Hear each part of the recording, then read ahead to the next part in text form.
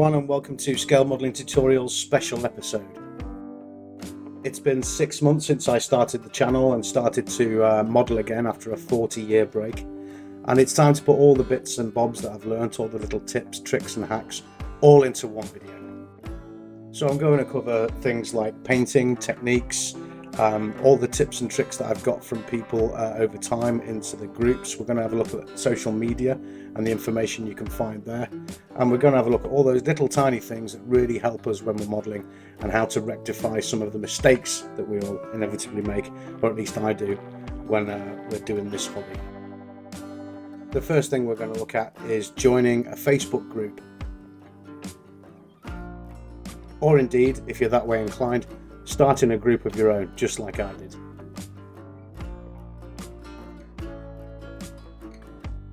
Facebook groups offer boundless information and lots of enthusiasts that are there to give information and feedback. These are just some of the groups I'm a member of, and across these groups you're looking at 500,000 people are members of just these groups here. I always post my work to these groups. Just remember that these groups are, the ownership of somebody else. They've got their own rules to follow, so you should follow their rules closely. Remember also, it is the internet. People can be people. Don't be put off by the quality of work. Some of the models on these sites are absolutely astounding, but there's also beginners like you and I that can post their work, and if you really want some good feedback, these are the places to do it. I've encountered no end of brilliant people that have given me great feedback, great advice, and if you've ever got a question or you get a bit stuck, these groups are the place to ask that question. There is somebody out there that's done it before, made the mistake before, and usually fixed that mistake too. So please do consider joining one or all of these groups, and please do, if you can, join my small little group, Scale Modeling for Everyone. There's been a lot of people come along and join and share their work, and we have a lot of fun doing that. So Facebook is the way to go to get those quick answers, to get those tips, and to further your skills in modeling.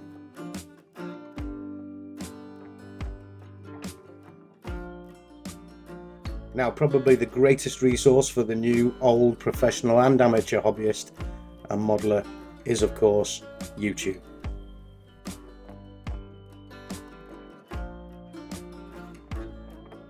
YouTube is home to a wide range of videos dedicated to all aspects of scale modeling, whether you're interested in assembly, painting, detailing or weathering.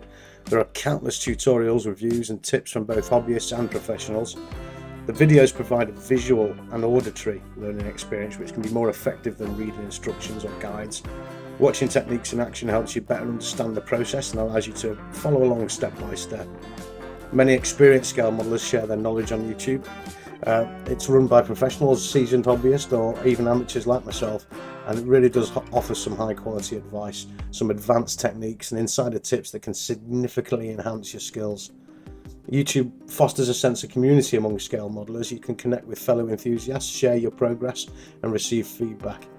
Engaging with community can be motivating and educational.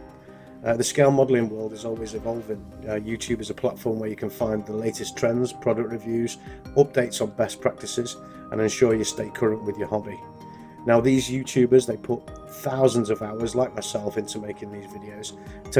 To support creators and say a little thank you, liking a video helps the content creator by boosting their video's visibility on YouTube. This small gesture supports their work and encourages them to produce more content.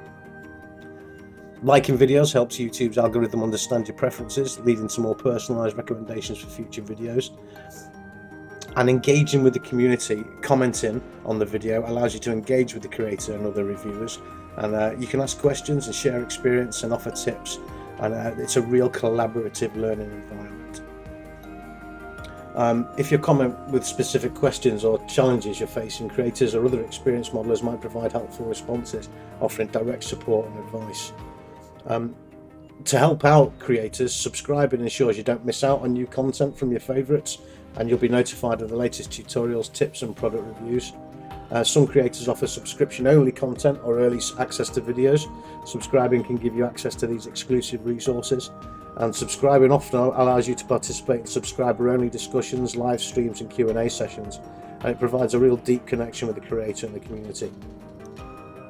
Some popular channels out there are plastic models, real detail builds, Night Shift, realistic weathering painting techniques, international scale modelers, another great one, Scalaton, wide range of tutorials, and always remember that the amateurs out there, like myself, could always do with a bit of support too. If you leverage YouTube's vast array of resources engaging with content, you can enhance your scale modelling skills, stay motivated, and become part of a vibrant community of enthusiasts. So when you use YouTube, to help that creator out, give them a like, give them a comment, and subscribe. It's a small thing, it means an awful lot to the creators that spend such a long time filming, editing. The D-Day Battlefront that I've just done the 4 small time lapses on, and I'm currently producing a step-by-step on, was probably a 30 to 40 hour build, with another 20-30 hours maybe of chopping and editing and recording. So they really do put their heart and soul into it, and the best way to say thank you is to just give them a little like, give them a comment, and give them a subscribe, and it really does make their day, and it encourages them to do more. The algorithm picks it up and shows that video to more people, and the channel will grow. So thank you to everybody that's subscribed already and that do put the likes and do put the comments on my videos. I can't thank you enough, it means such a lot.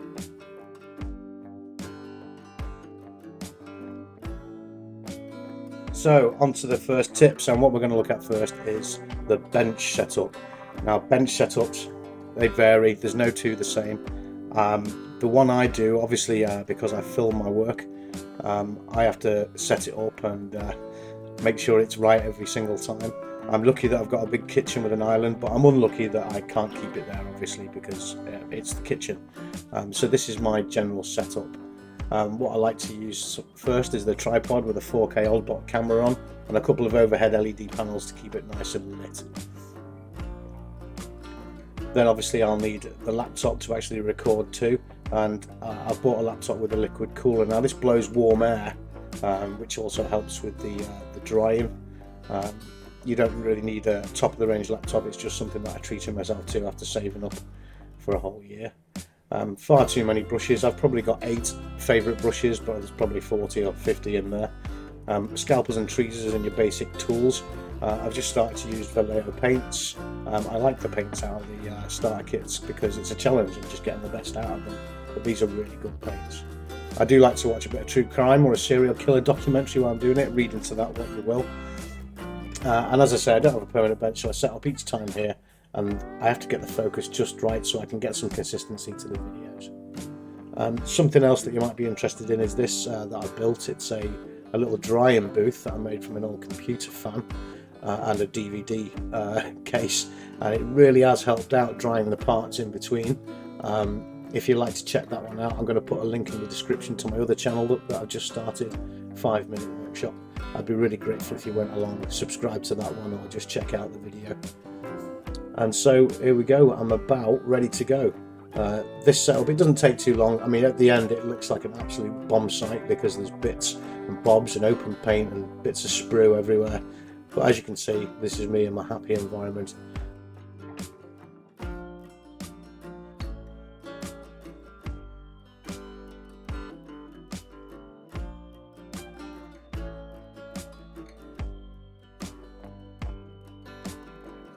So next we're going to have a look at painting, and specifically brush painting technique without using primer. So I'm primarily a brush painter. I don't own an airbrush. I will eventually because I want to check out everything about this hobby. But I find that brush painting is a real skill. It's accessible to everybody. It can be quite difficult, but it doesn't cost anything really, and you can achieve some wonderful results if you just take your time and have a look at some of these techniques and tips. Now brush painting, it can be a real nose, it can be painful. I found that some colours react differently the way that you paint them, but as you can see, the finish that I get on these Lancaster wings is quite good. Just using a brush and paint. So what I'm going to start by doing is you must always thin your paint when you're brush painting. Use the biggest brush that you can get away with using. So I'm going to mix the paint sort of 50-50 to water and paint to get the first coat down. Now the tip really is many thin coats is much better than one thick coat. So what I'm going to do is I'm going to try and coat this wing, just slap it on there and get it all covered. Try and keep the whole surface of the wing wet with the first coat. Don't worry if you put too much on, because you can waste it off onto the other piece. But the idea being is to get a very thin worked in coat right across the wing and then swap over onto the other one. Now please don't have a look at this and go, oh, that finish is ridiculous, because what you'll find is the first coat will obviously be very patchy, but try and get it as even as you can by moving the paint back and forth right across the whole surface area, and the whole surface that you're trying to keep done in one go. Keep it all wet and moving until you've got a nice even coverage. I promise you that even though it looks terrible right now, the effect that you get once you take your time and put some more coats down is really worth the effort. So as you can see, I've put a bit too much on that one, so I'm working it backwards and forwards, working it into the plastic. And what I'll do is, as the paint becomes engorged with a bit more paint, is I'll swap it over and move over to the next one and get a bit more laid down on there. I'm rushing along to get it all covered before the paint dries off and get it nice and even, up and down, backwards and forwards, a really even coat.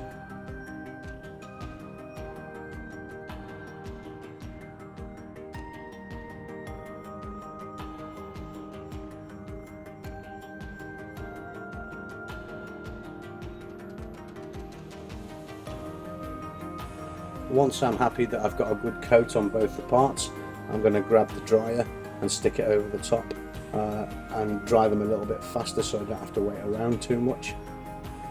As I said previously, there's a link in the description to build your own one of these. It really is helpful. It dries the parts much quicker so I don't have to wait about.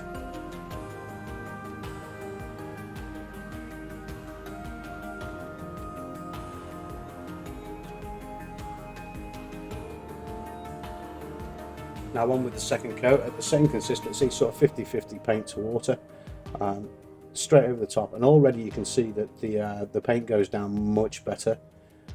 As the coat underneath is dried and tightened up, it's very smooth. It still looks very patchy, and this puts a lot of people off, as I've said, but I promise you after the third or fourth coat it really does come together and it looks like one very fine, thin, perfect coat.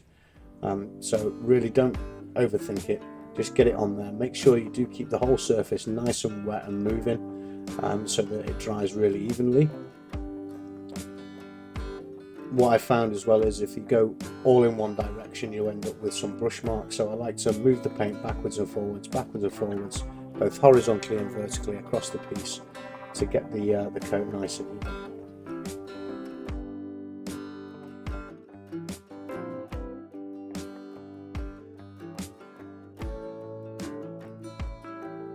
So once I've done the coat on both wings, what I'm going to do is I'm going to set up the dryer at an angle and then keep the time lapse going so you can actually see the paint drying process. If you look at where the light reflects off the wings, when the dryer's over it, you'll be able to see how the paint dries off, and you'll be able to notice how different it looks when it's ready for the next coat.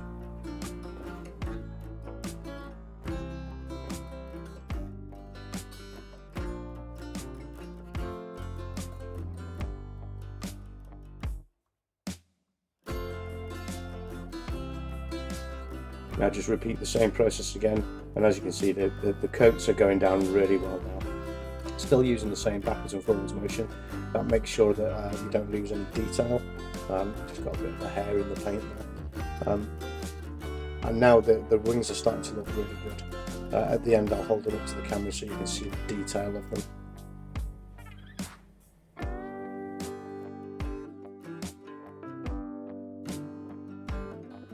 Now I like to paint these parts, especially wings, on the sprue.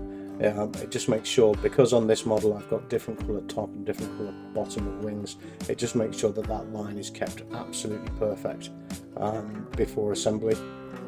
Some people like to paint the model when it's assembled, I do on some, but you know, it's down to personal preference.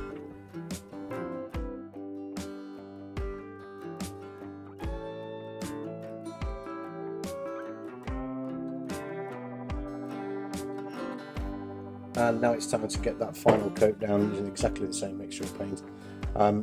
It seems like a long process doing so many coats, but it is really worth it if you want that wonderful finish. I find that each layer that I put down just encourages me more that this is a good technique to use when you get it to this level of finish. I'm really quite proud of the way that this one comes out.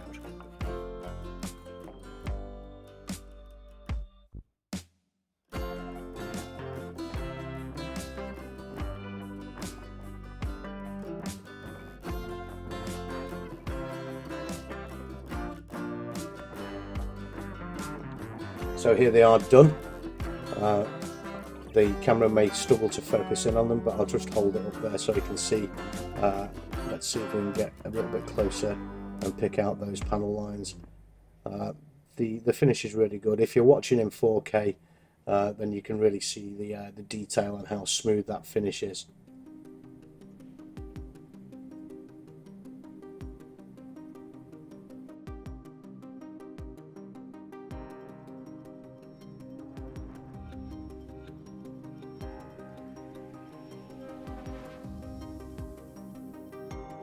Now on to another tip which I use quite often. It's an easy straight line masking method using cigarette papers of all things to get those wonderful straight lines which are so hard to do with masking tape. Now, I first used this method on a Messerschmitt with its iconic straight line camo, but I've used it to great effect on the hulls of ships. Wherever really that you need a straight line, masking tape can sometimes pull the tape from underneath, or you get a bit of bleed under the edge. And of course the cost, modelling masking tape is really expensive. A packet of cigarette papers is about 40 pence, so it saves you money too. So let's have a quick look at the technique. So I've got the base colour down on the Messerschmitt, and now following the map on the back of the box that you can see on the left, I'm going to try and replicate that camo pattern. So I've just lightly wet the surface. You can either use the papers complete like this, or later on I'll start to cut off the gum strip, and just using your eye, just level it up and get it into that nice line that you need. You'll find that the water soaks through from the back, and then just go over the top, making sure you get a good seal between the model and the paper. So it takes a bit of trial and error to get this just right, but you know it's easy to do. I'm going to cut a strip here to get one closer to the fuselage, but you can leave them whole, it makes no difference really. As you can see, I'm a bit hesitant because this is the first time I've actually used this technique, but I was really surprised at how well it turned out. It allows for a bit of messing about and a bit of fiddling. And if you make a mistake, you just wet it and take it back off again. The papers don't leave any residue, that it comes off easily with water. I decided to double up on these because I'm going to be putting a couple of thin coats down. This was before I started to get any good at painting, so I didn't have much confidence in my abilities. But I think if you look at the iconic camo pattern, it is a good way to get that pattern, especially if you've got a base coat underneath and you don't want to put masking tape over your paint.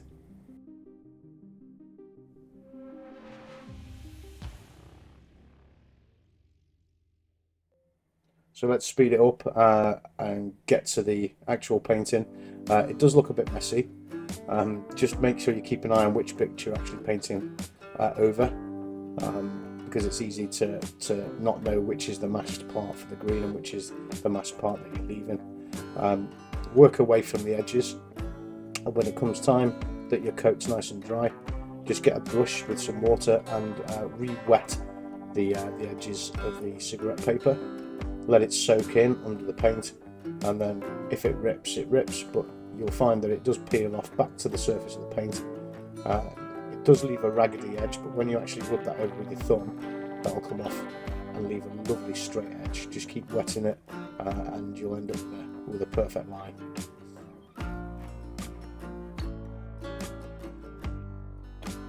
I'm very happy with how it turned out. It's much better than if I tried to use masking tape with that underbleed, or if I indeed tried to do it freehand. So I'm using the same method on the hull of the Cutty Sark.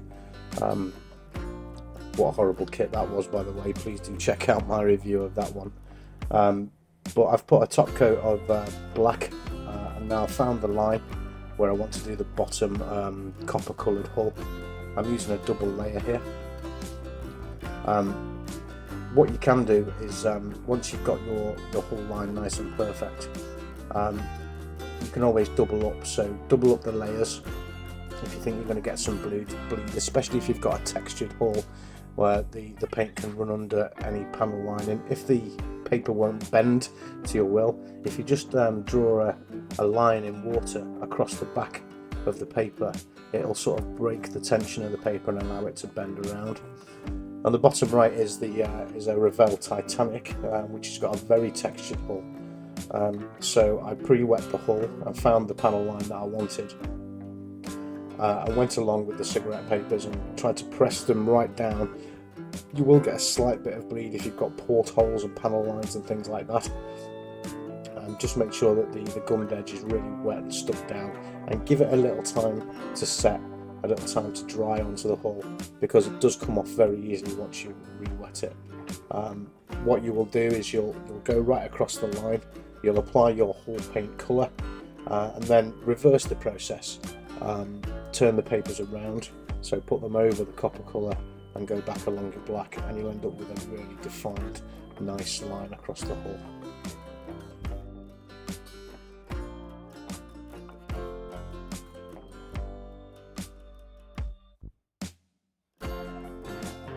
Now when it comes time to take them off, just get them off. I'm being a little bit too delicate here because it's the first time that I've done it.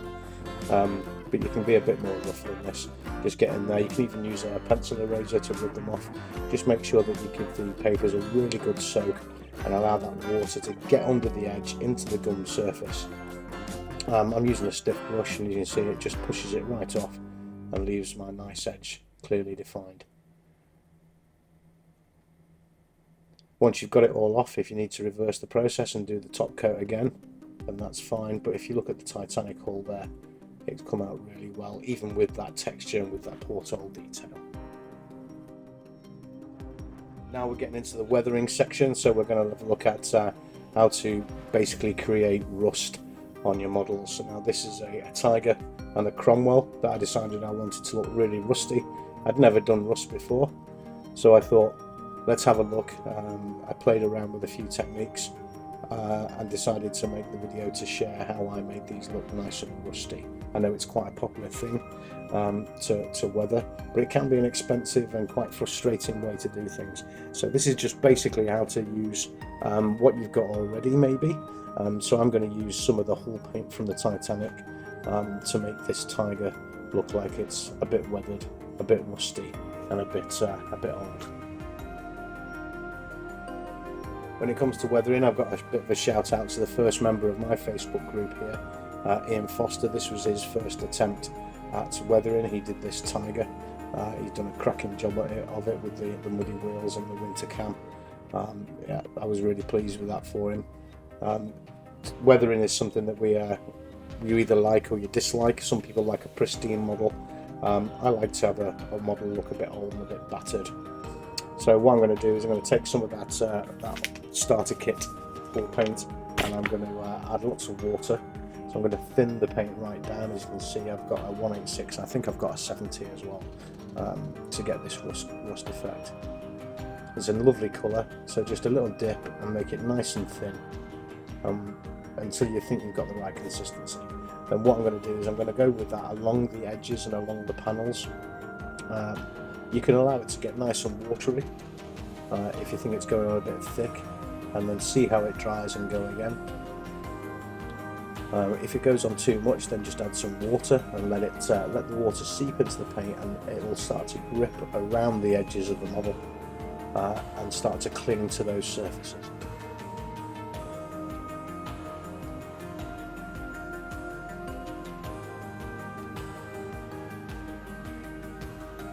You can let the rust wash dry off, and also to pull in any areas like the centre of the wheels here. Just move it around and let it dry off and just see what sort of effect you've got. Rust or weathering effects are just like anything else, you can layer them up. I'm a little bit guilty of going a bit far, but again, this is the first time that I'm doing it, so I'm really enthusiastic, but maybe a little over enthusiastic to get this effect. But you know, it's down to, again, personal preference. It's your model, you paint it however you want to.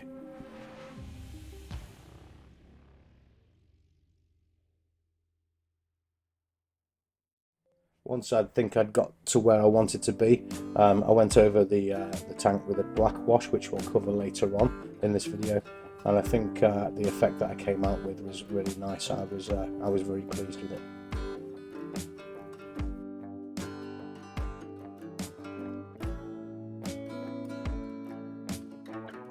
When it comes to the Cromwell, which I did straight after, it's got a lot of surface detail, so I used some weathering powder, Revell weathering set. I'll stick a link in the description below to this set because it's really good. You get 6 different powders in there, which I've used extensively. I think it's around a tenner.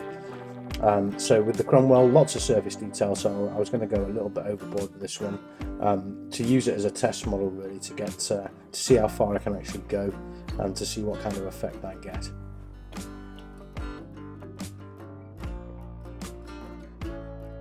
Using the powders is much the same as the paints, so add water to the dry powder until you've got a nice consistency. The wonderful part of the powders is once you've put it on and it's dried, if you add water again, it sort of reactivates, so you can sort of change the effect. You can make it deeper or make it lighter. It's not set in stone once you've applied it. As you can see, it goes on really well. Just be aware that while it goes on wet, the effect will be dry, much more pronounced, but as it dries, the effect will pale and have like a sandy consistency to it, which afterwards, once you've finished and you've got the rust to where you want it to be, if you go over the top with your varnish, if you look at the top of the turret there, it's starting to dry off already, but when you apply the matte varnish, it really brings that rust back to life.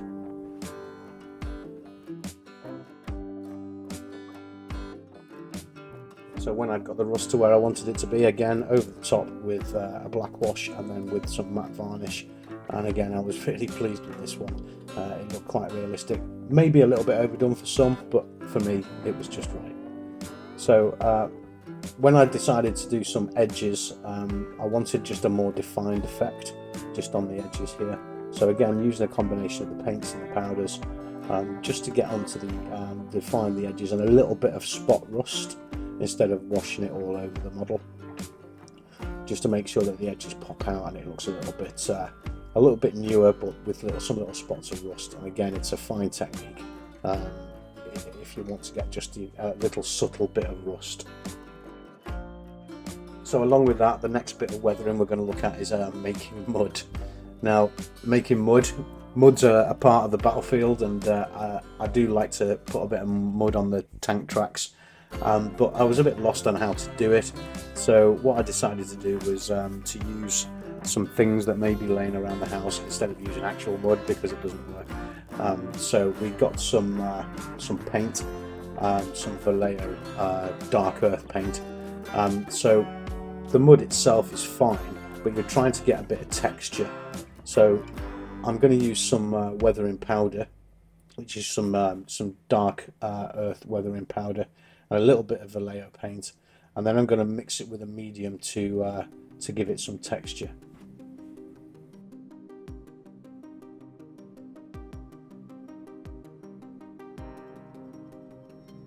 Again, I'm going to use the Revell weathering powder set, but for the actual body of the mud, to make it cling to the tracks and make it look like it's actual clumps of mud, I'm going to use some talcum powder.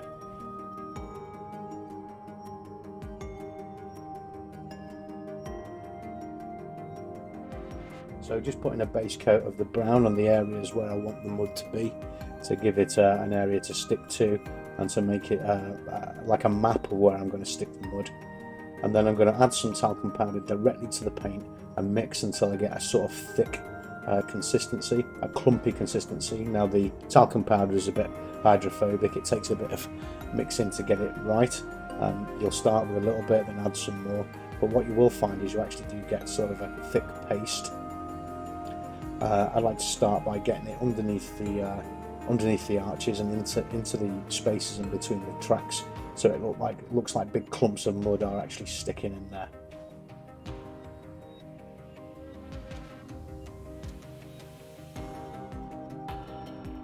It's a little bit messy, but it's worth it because it's so much better than just a flat representation of brown. When you get it stuck into the tracks there, and when it dries really hard, so it doesn't fall off, and it looks really effective and does look like it's been tearing about through the mud. And importantly, it's a cheap and effective way of creating a mud effect.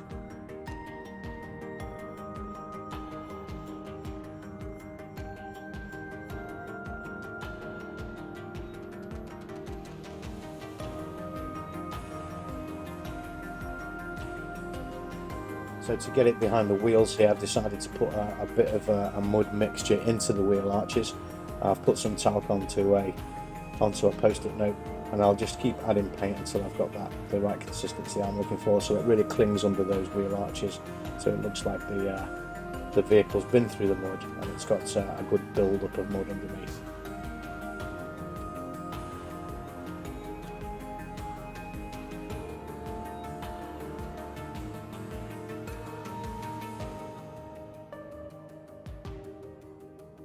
The mixture does dry out really quickly, so you'll keep having to add a little bit more paint as you're going along, and then add a bit more powder if you find you've made it a little bit too wet to keep that consistency there, but it will stick really well.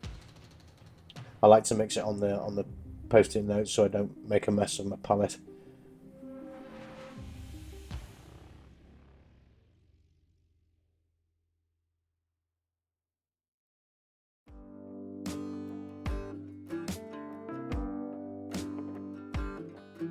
Once the wheels and axles are actually fitted, I'll add a little bit more to the tread of the wheels to make it look like it actually has been in the mud. It will dry a little bit darker than it's going on now, just to match it to the colour of the base of the diorama that it's going on to.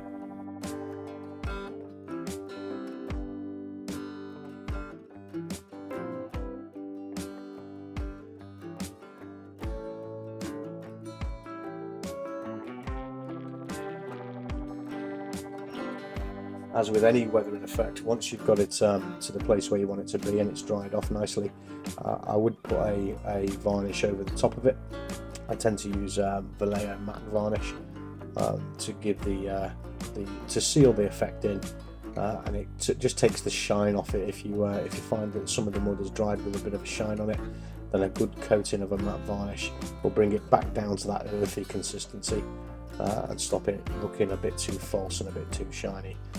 You would think if it was shiny it would look wet, but in fact it tends to make it look a little bit false, a bit more like paint and less like mud.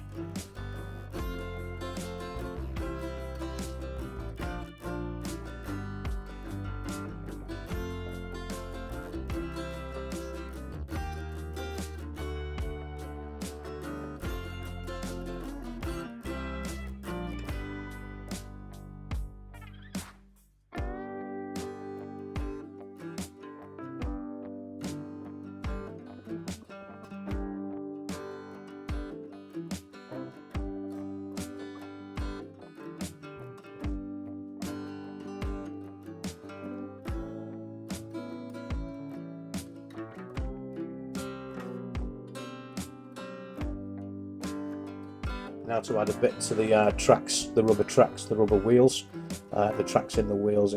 Less is more here, just give it a little bit so you can still see the black of the rubber to give it a nice contrast, and it really does make the effect pop if it looks like the tracks have just been through the mud. You can also give the paintbrush a bit of a flick and flick some mud up the body of the truck as well.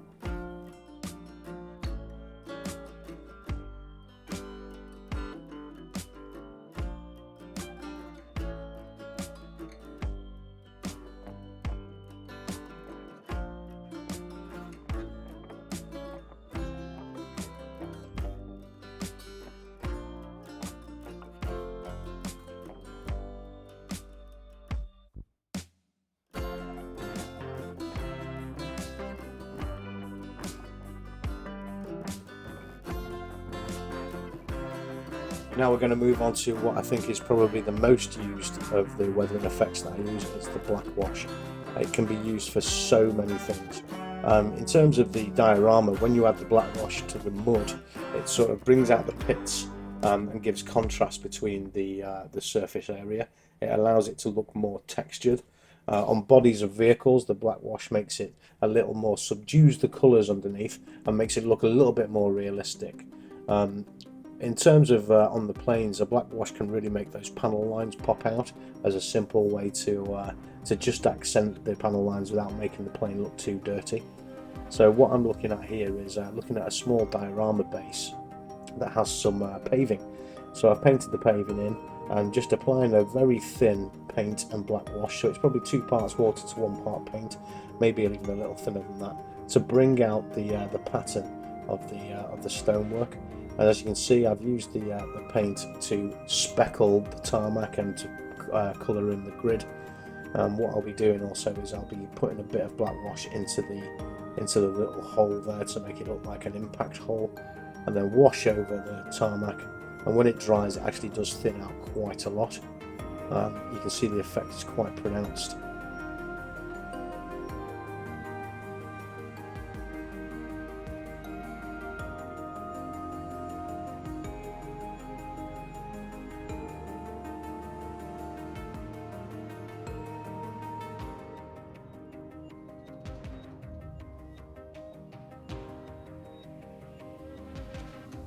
I'm going to use a thin black wash on the underside of this 148 Spitfire. The colour is beautiful but far too vibrant, so what I'm doing here is I'm testing out just how the paint will travel down the lines. So it's not travelling very well at the moment, so it probably needs a little bit more water. So I'm just going to play around and see how the paint moves.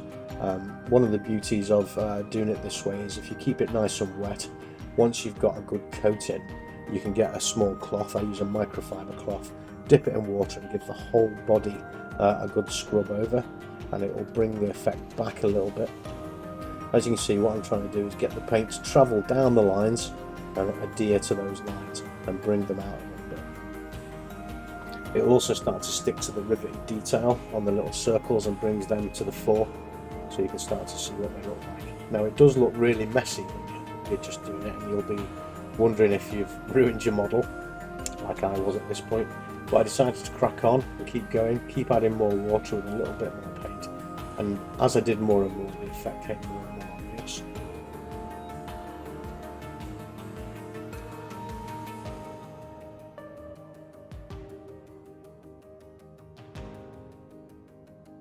So now while it's still wet, I'm going to use a wet pencil eraser just to get rid of the excess from inside the panels, and just keep adding water, keep adding wash, and you can see, because I've sped it up, how the black starts to grip inside the lines, and it eventually starts to look really realistic as a panel.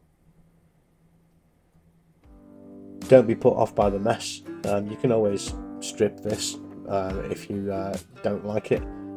Later on in this video there's a tutorial on how to strip paint from a model using Dettol. Give it a good brush off. If you need to go over again, then go over again. I'm using a stiff brush with a little bit of water and then the microfiber cloth to polish in those lines.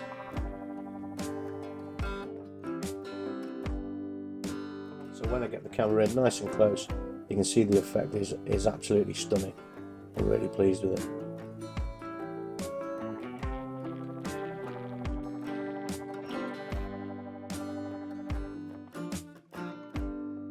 So rather than using paint watered down for a black wash, I'm going to use weathering powders again on this one. I'm quite new to weathering powders, but I think they're a marvellous thing. So I'm going to use a little bit of the black, mix it with some water to get my consistency same as I would with the paint. And again, the beauty of the powders is once it's dry, if you don't like it, add more water and it reactivates that powder and you'll be able to take it off again.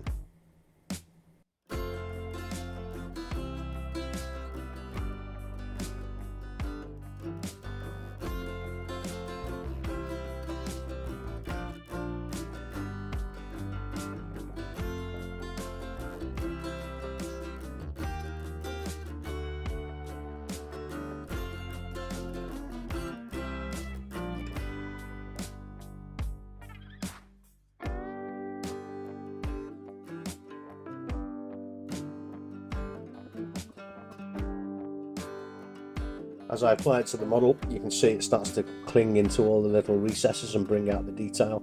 So it can be called an oil wash or a black wash. It does a good job of adding depth. A uniform surface colour can look quite static and not realistic at all, but if you add the black to it, it makes those shadows and those little recesses really pop out and gives the model a bit of realism. Here on the Tiger, it's going on over the top of the rust. Again, using the water, it'll cling to all the edges and it'll go into the little louver grooves there. It'll pick out all the detail. It just adds that realism and gives the palette a little bit more pop. Makes it look less like a picture and more like a three-dimensional object.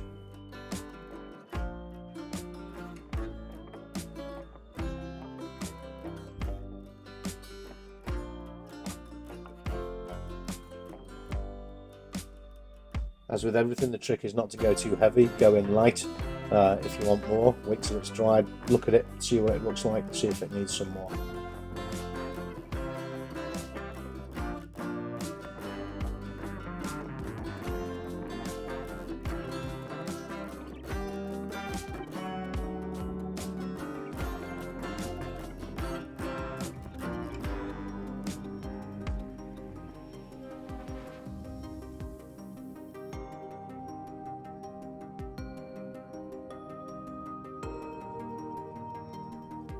When it came to finishing the models, I always look at them and think, yeah, they look lovely when they're freshly painted, but does it look as real as it could look? So when it came to doing the Messerschmitt, the colours that come with the kit are really vibrant, and I looked at it and thought they looked too bright, especially the sort of aqua colour on the sides and base. So this was the first time I decided, right, here we go, we're going to use a bit of a black wash to dirty this plane up a little bit. Probably sacrilege to some of you, but it's just one of those things. I think looking underneath, yeah, that's perfectly painted, but it's far too bright for my eye. I want it to look a little bit more realistic and add a bit of depth. So with a very, very thin wash of water, then a little tiny dot of paint and some more water, just keep going over it until it looks like it's a little bit used and a little bit weathered, like it's actually been in the sky.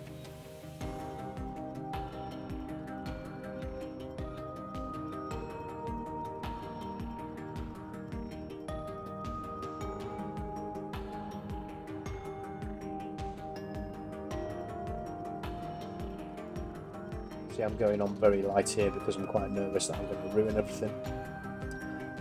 But one of the great things about this is if you keep it all nice and wet and nice and fluid, and you just use a little bit at a time, and build it up, there's very little risk of you going too far.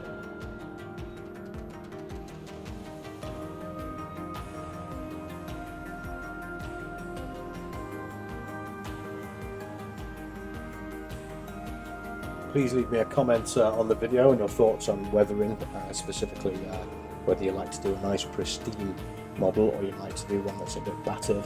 I've seen models from every range, sometimes even parts of a model poking out of a swamp that were rusty, battered and burnt, and I think there's great skill in doing both versions. I don't think I've got the technical ability to make a model absolutely perfect. I think weathering can also hide some of those imperfections and some of those mistakes. It's one of the reasons that I got right into it in the early days, because even now I'm making some really quite glaring, obvious mistakes. It can really put you off. With a little bit of weathering and being a little bit creative, you can really bring a model back around, especially if you're like me and you've got halfway through one and you think, oh, I've made a terrible mistake with this one. Try weathering, try impact, try getting a bit of rust or a bit of mud on there, and it can make a model that you're not pleased with. It can really bring it back and make you pleased with it again.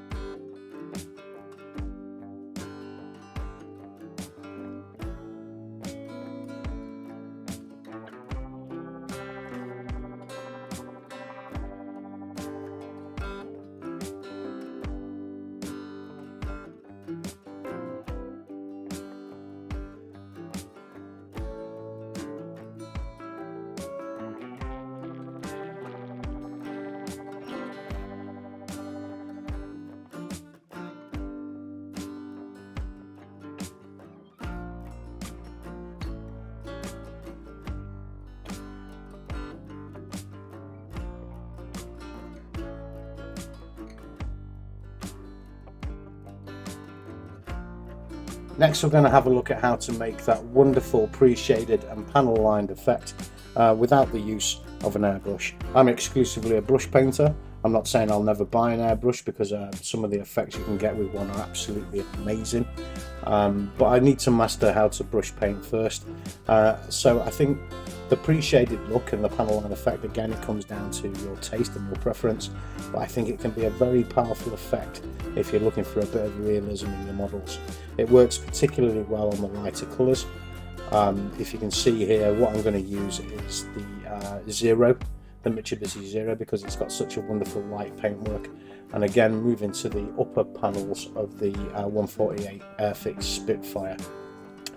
On the Zero, the finished model looks quite pale and quite bland, but the panel lined model looks really good. You can go as much or as little as you like with this effect. You can really overdo it or really underdo it, and because the technique's so simple, you can always bring it back again. So what we're going to need is we're going to need some art pencils for this one. So I use specifically a 4B pencil, 5B or 6B. I got this little set from Amazon for about £4.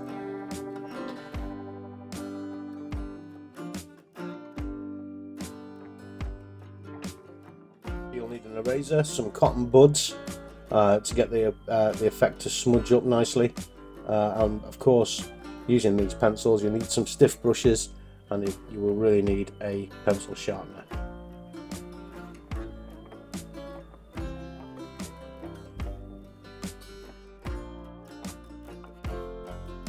So once you've got your pencil nice and sharp, all you'll need to do is very lightly find the panel lines that you want to enhance, and just go over very lightly along the lines, slowly building up the graphite within the lines of the existing panel. Now you can go nice and light, because we're going to go over them plenty of times to build up a good base.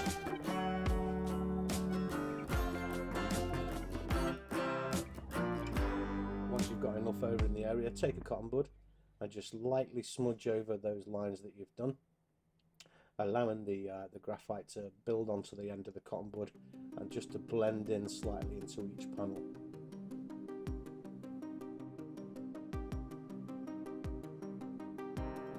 You can build the effect slowly. I like to try and keep the surface of the cotton bud, which has been blackened by the pencil, always onto the model, up and down the lines and across the lines, allowing it to overlap slightly into the panels. If you look at the top left picture, it's really starting to make those panel lines pop out and give that pre-shaded effect. If you think you've gone a little bit far, just take your eraser and erase the smudging and the centre of the panels to allow the paint to again shine through that pre-shaded effect, just to give it more definition and to clean up the paint in between the panel lines to further enhance the effect.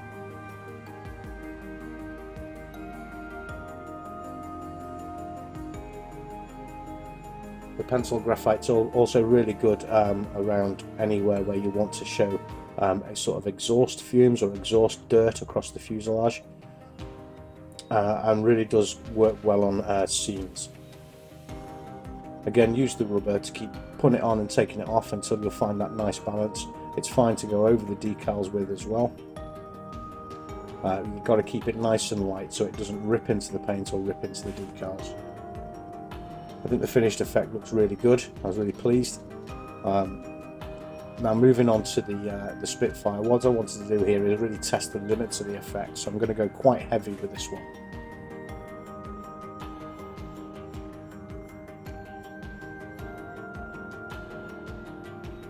Remember to stay really light with the tip of the pencil because it's quite sharp and it will tear into the paint if you're too heavy-handed. We're trying to lay down a few layers of the graphite to be able to smudge it up while not tearing into the surface of the paint.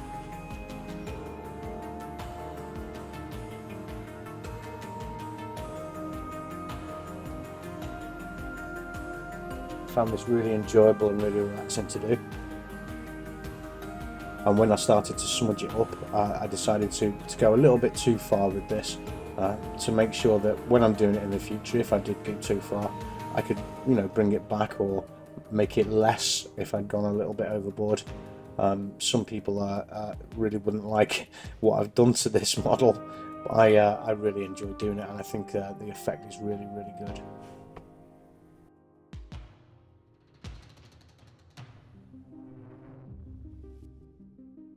The graphite can look quite silvery from some angles, especially underneath my LED lights. But what I found is once I'd got the effect finished and I applied some matte varnish over the top, it did blacken down that colour slightly and take the silvery reflectiveness out of it.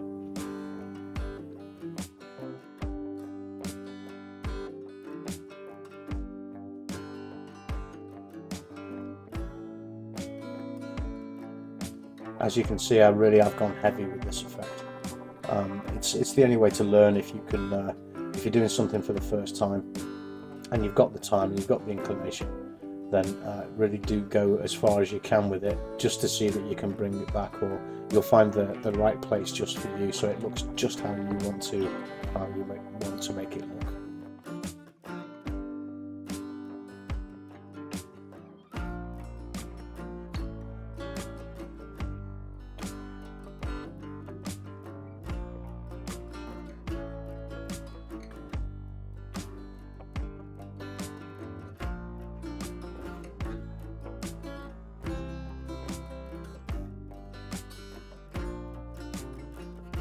Now the next tip is salt chipping, something I've seen a lot of on the internet, to make rust using salt and paint. So I decided to really have a good go at doing the salt chipping. So for this technique I didn't actually use a model. What I decided to do is get a sheet of plastic and paint it basically from the beginning to make it look like 4 intersecting rusty panels, and that effect that you see there is actually what I ended up with.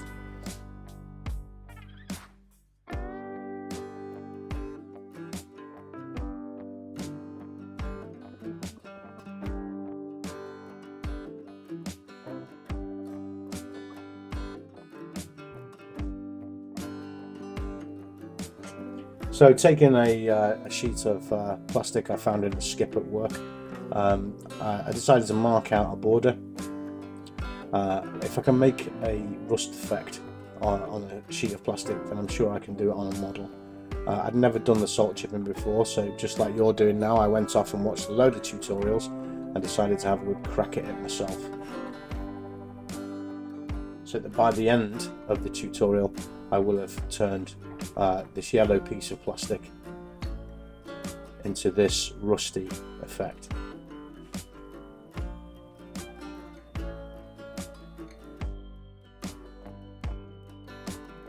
So after I'd got my 4 panels marked out on the plastic, it became quite apparent to me that this was going to need a undercoat. So I reached for a can of Tamiya Fine Surface Primer to first of all make sure that the surface will take the paint, the undercoat, the salt, the rust effect, and then the overcoat.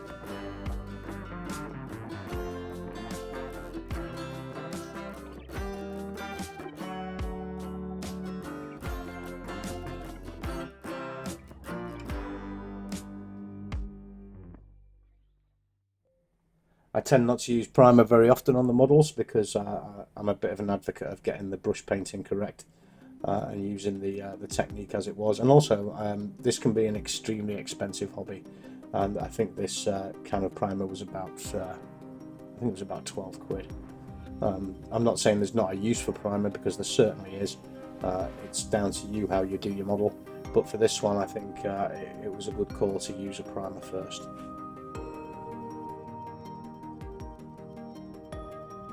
So first of all, I'm going to lay down the rust. So this is the surface of the rust that will be seen poking through the salt. All the areas where I want rust to be, I'm going to lay down a good coating of a rusty colour underneath. This will also be where I stick the salt to, so using the rust colour to adhere the salt to the panel.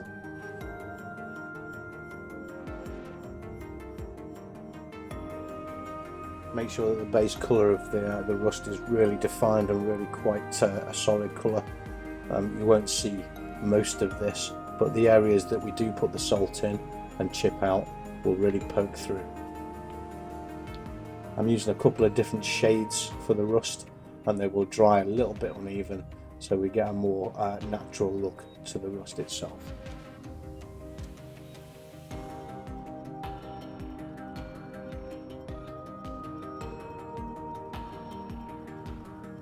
So now we've got the rust line done. Keeping the rust wet, I'm just going to apply some coarse sea salt, put it on quite thick, keep putting the salt over where you want the rust effect, and then applying some more of the rust wash over the top of the salt itself to sort of glue it down and make it stick, so it can be then painted over with your top coat and then chipped away. I find that the salt doesn't dissolve away as you think it might do. Sea salt's really quite robust. The paint wash adds a bit of an adhesion and allows it to stick down so it doesn't move about when we come to do our top coat.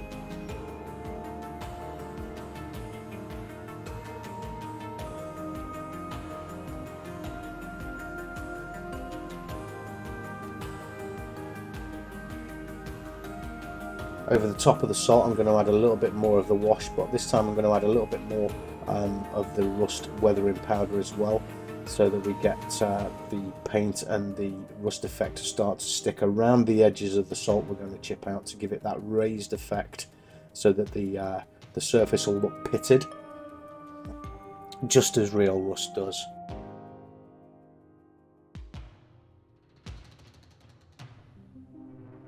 Once that paint is ready, I'm going to paint entirely over all of the salt to get it all to seal and to stick down to the seams and to the edges before we apply the top coats to get the colour over the top of it. Once that's set, those rocks of salt will be set underneath. You can see now I'm moving the salt to the edges to allow the actual line itself to shine through.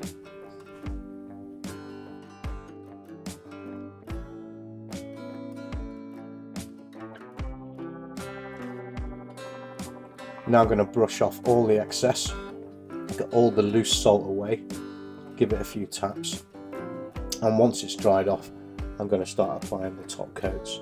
Now this will take quite a few coats to get it done. I'm not too concerned on the finish of the blue, but as you can see there from the time lapse, the salt dried off really quite nicely, and the paint is taken to it really quite well.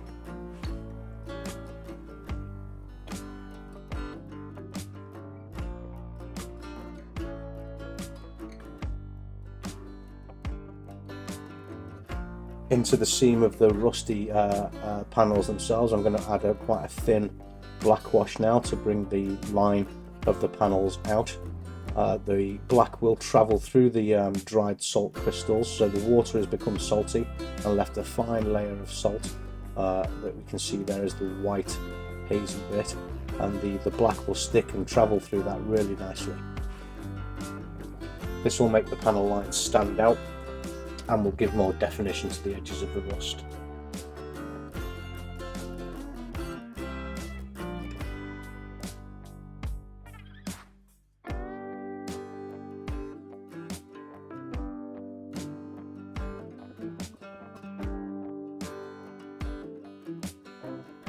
Once that black wash has dried off a bit, I'm going to add another layer of paint over the blue, just to bring that definition so we can see the contrast between the rust and the edge.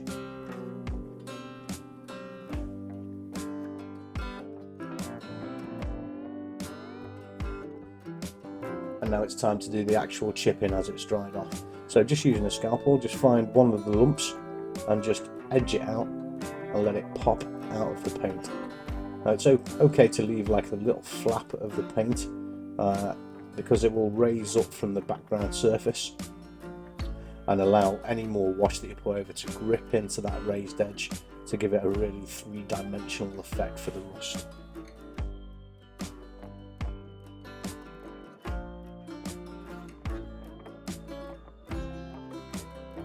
As you can see, I'm being quite delicate as it's my first time, and I'm really testing out the technique to see how it can work. But after doing this one, I found you can be quite rough with this.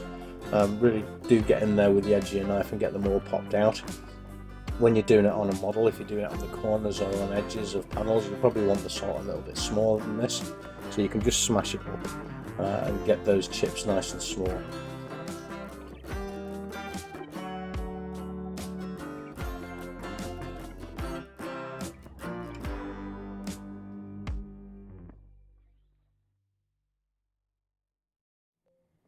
And although this is not a model, I found that it was taking quite some time. I was being a little bit too delicate, I think. We live and we learn. We've got to try these things out. If you find that when you're peeling the salt that the paint underneath is still a little bit wet, just leave it for a little bit longer. So when I finally got into it, I started to be a bit more random, started to go up and down, up and down, up and down, and started to pick out those bits of salt where I wanted the rust effect to be. I could already see that it was going to be a really, really good effect.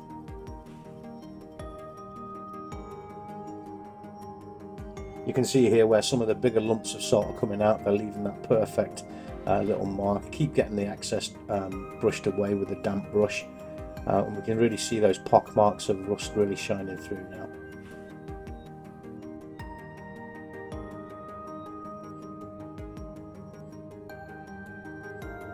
So once you've picked out all the bits of salt to give the rusty pock mark effect, it's now to go over the top again with the rusty wash. So I like to just dot it into all the little areas which I've uncovered, and that allows the rust to get underneath the surfaces that are raised and really enhances it.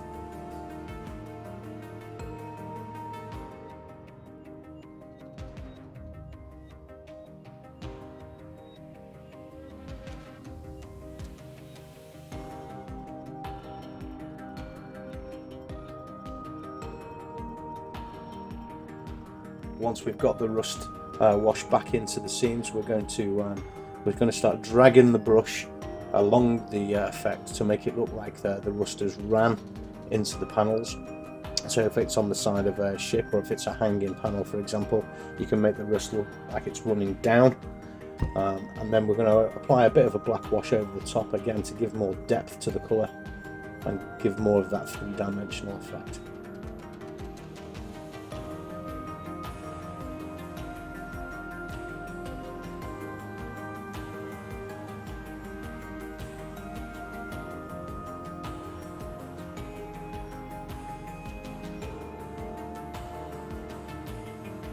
And here I'm going to go around the edges with a very thin wash and start to pull that rust away from the edges of the panels by pre-wetting all the blue first, then applying a thin layer of the rust wash and then swiping it away from the effect with the brush to make it look like the rust is running.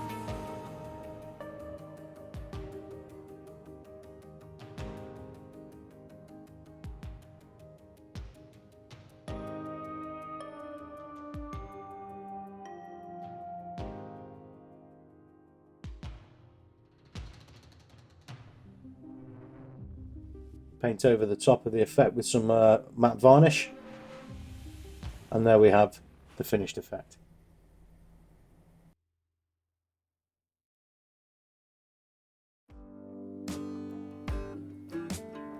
Not bad for a first attempt, I think. If you want a really severe rust effect, I think this one will look really good. I particularly like the bubbling. I was really, really happy with this.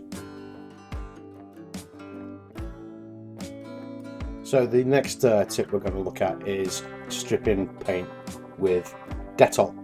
Now, if like me, you've made plenty of mistakes, I'd looked around on a few of the groups and on YouTube and seen that this was a method that a lot of people suggested, so I decided to test it out. So if you're over in America, Dettol is Lysol, and I've tested it out using Tamiya and Vallejo paints and Tamiya primer. The piece that I was working on, I was trying lots and lots of different effects, lots and lots of layers of paint to see if I could actually strip it back down. So this is how I got on. So as you can see, I've gone a little bit overboard on this. It must have about 7 layers of paint on it. It was painted on the sprue, and as you can see, it's been sprayed with undercoat too. So what I'm going to do is I'm going to take this whole piece and get it soaked in Dettol overnight and see if I can in fact get this back down to to the base plastic.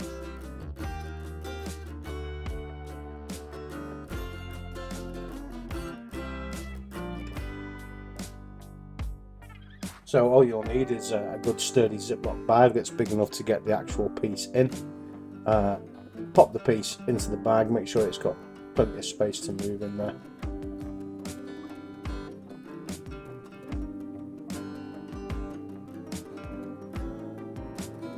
And then good old Dettol. Pour it directly into the bag, making sure you put enough in there that the whole surfaces, both front and back, can be covered.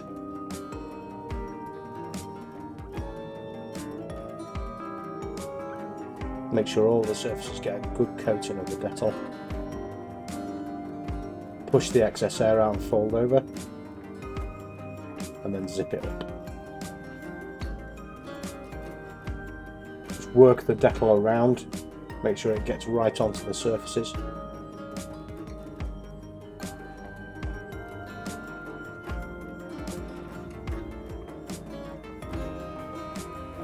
Then just make sure that the part sits in the reservoir of the liquid.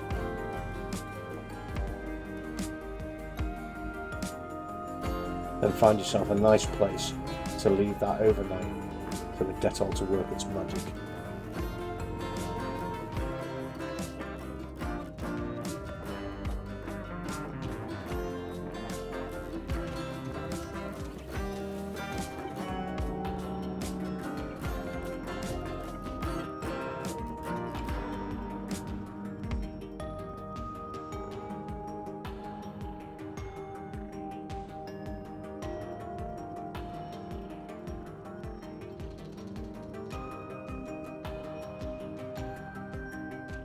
So here we are after 24 hours. What you'll need is some water, some good stiff brushes and some cotton buds, and a nice plastic container. So now we're going to have a look and see what the Dettol's actually done to the paint.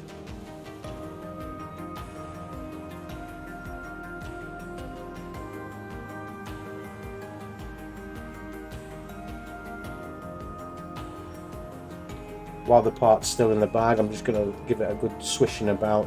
Make sure any of the loose paint starts to break off. It looks pretty messy on first inspection, but we'll see what the effect's like once we get it out of the bag.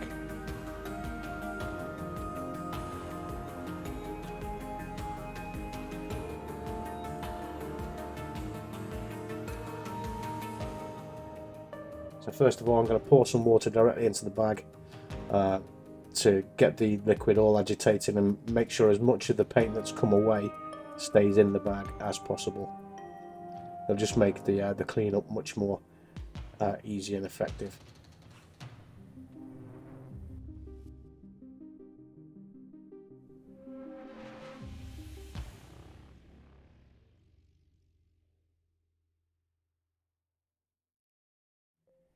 So when we take the part out of the bag, we want to just take the part and leave all the waste Dettol in the bag.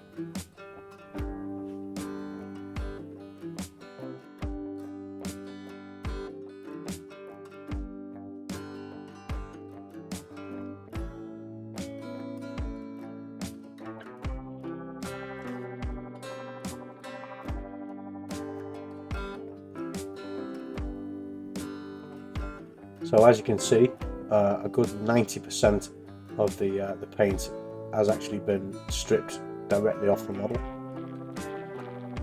and the bits that do remain inside the panel lines are actually quite soft.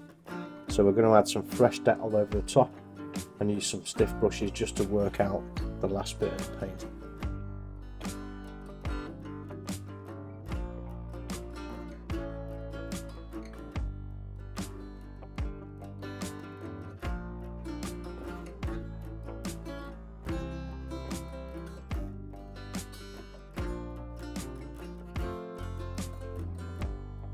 I was really surprised actually at how well this had worked. As you can see, the paint has just turned into a sludge.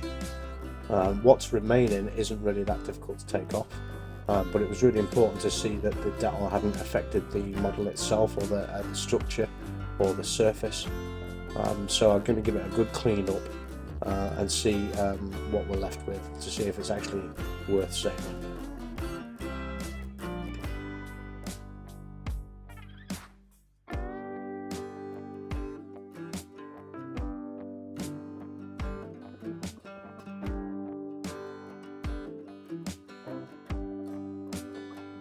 You'll see as I start to scrub with the brush that the plastic looks in really good condition, and the actual remaining bit of paint residue really comes away quite quickly.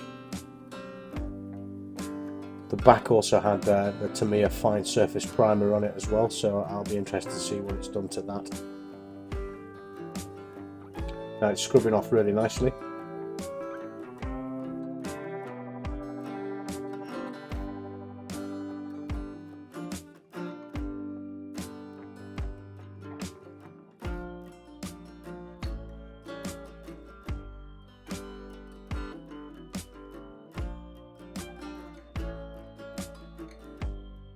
It's equally as effective on the surface primer on the other side too.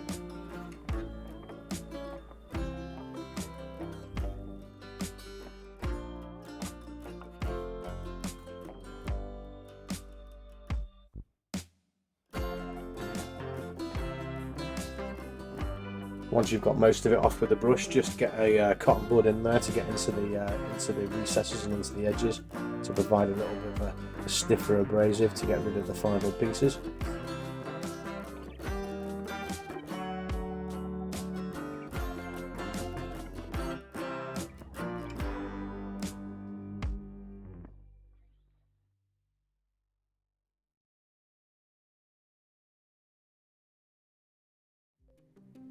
And then what we're going to do is we're finally going to add some water to make sure that all the paint goes into the water and doesn't re-adhere to the model, because it will stick again and it will just be like repainted. So if we add some water to it, that'll act like it will grip all the particles of the paint, keep them in the water and not let them stick back to the model.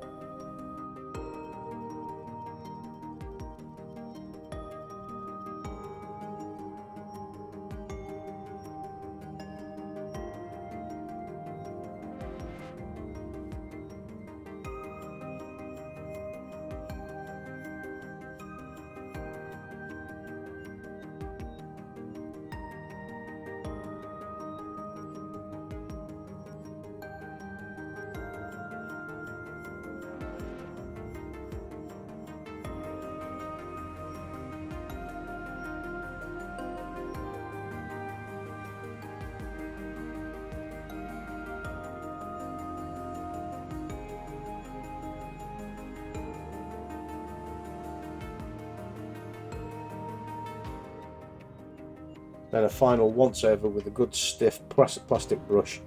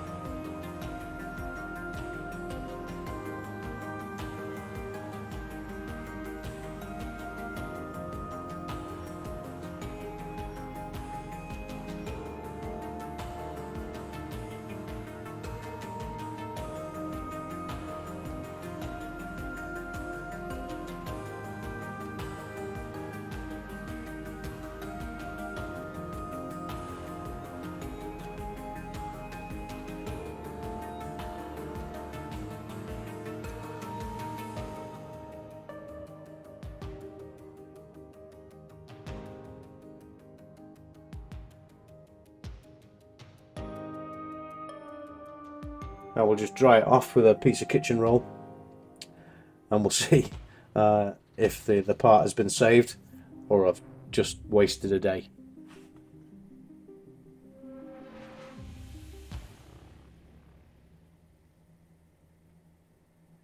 Now, as you can see, the part looks like it's in really good condition. The Dettol didn't affect the plastic in the slightest. All it did was took the paint off and made it soft. Now this part is completely ready to be used again and to be painted again, and I think what we'll find next time we paint it, the paint will stick really readily to this surface because it's about as clean as it can be. So using Dettol to strip paint is an absolutely fantastic method, and allows us to rectify any of those mistakes, and allows us to go a little bit far with our testing as well, knowing that we can always take it back if need be.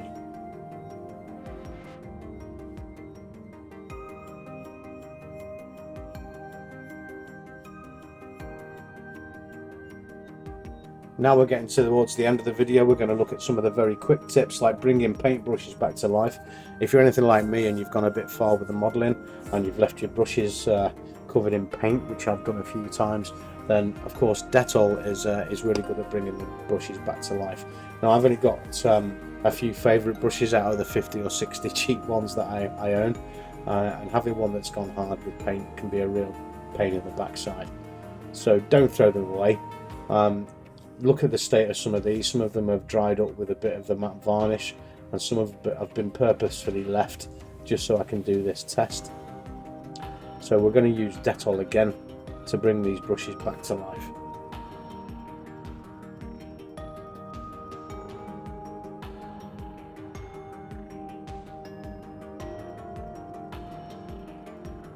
So using a little tray that will fit all the heads of the brushes in, raise up one end so that the liquid pools on one end, and add the Dettol into it. Make sure it all gets really nice and covered.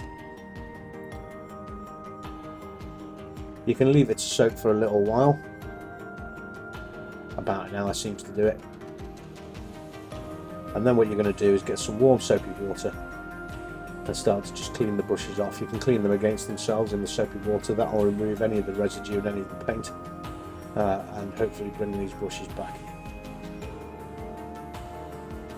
I'm going to use a small wire brush to go along the fibre of the brushes in one direction and work the Dettol through the bristles and then into the soapy water to make sure it gets it all out.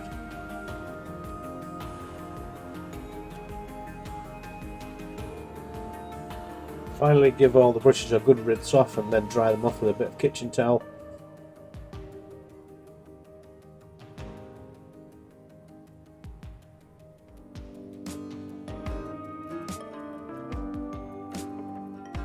And there they are, all back to good as new, ready to be left overnight again, covered in paint. I don't doubt I'll do that again, but this is a good method to make sure your brushes don't get ruined.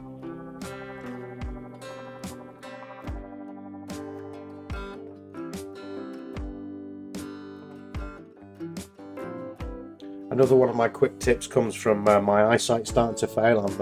I'm 50 in a week, and my eyesight started to go a bit terrible a year or so ago, and just getting confused with all the sprues lying about and certainly searching around for which one was which. Seems a really obvious little tip, but it really has helped me out and saved a lot of time when I'm in the middle of a build, especially if there's a lot of sprues floating about.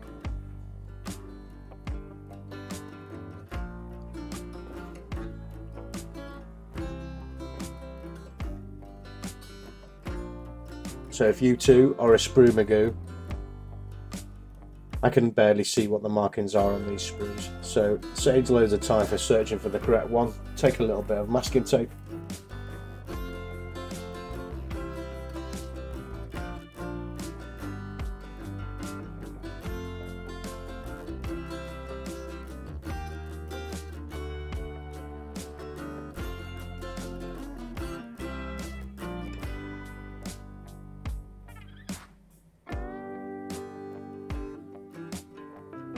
put it as a tag on the edge of each sprue.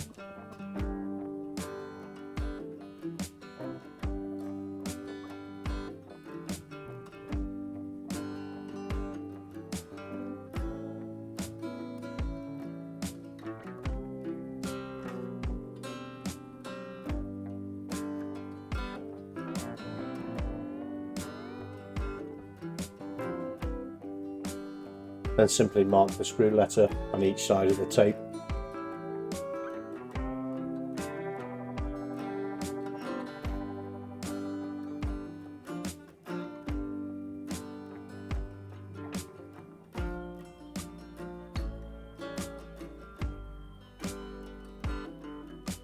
And there we go, makes it extremely easy to see. A very simple tip, I know, but it has saved me a lot of time.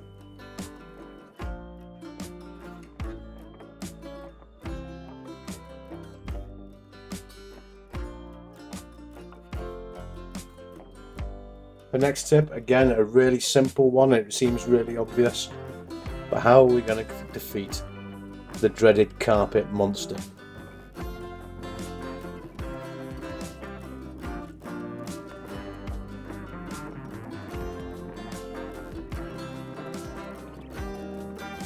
So you're cutting your pieces, ping, off they fly in all directions.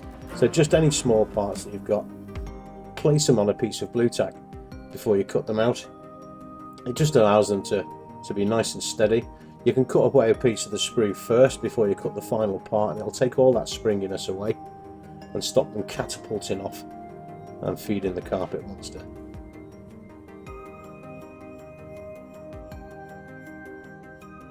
As a bit of a bonus, if you do have a part that goes to the carpet, just go and grab the hoover, take away the end so you've just got the tube, and stick a stocking over the end. Ask your wife for one of her tights and cut the foot out of it. Stick it over the end of the hoover and hoover the area in which you've lost the piece, keeping hold of the stocking end, and you'll find that you'll find your piece stuck to the stocking. There's a bonus tip.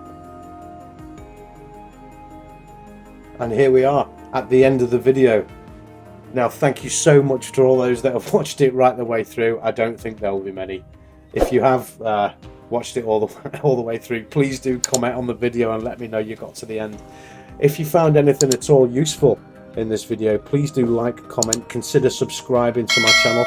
It helps us out so much. And as I said at the beginning, content creation is a difficult and long process. There's a lot of blood, sweat and tears go into these videos. So the small gesture of a like or a comment, it really helps, and YouTube picks it up and shows it to more people, and it's really encouraging to us to make more videos. If you've got any ideas for me to make a video or anything you want me to test out, please do get in touch.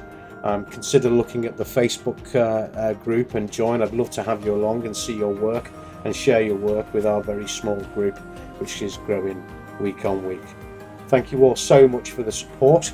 I've had great success with some of these videos, some not so much, and I always listen to feedback and I always answer any comments or any messages that came through, so please do reach out. Again, thank you so much for watching. I really hope you enjoyed the video, and I'm hoping to do some more. Please do send me your ideas, things you want me to make or things you want me to test.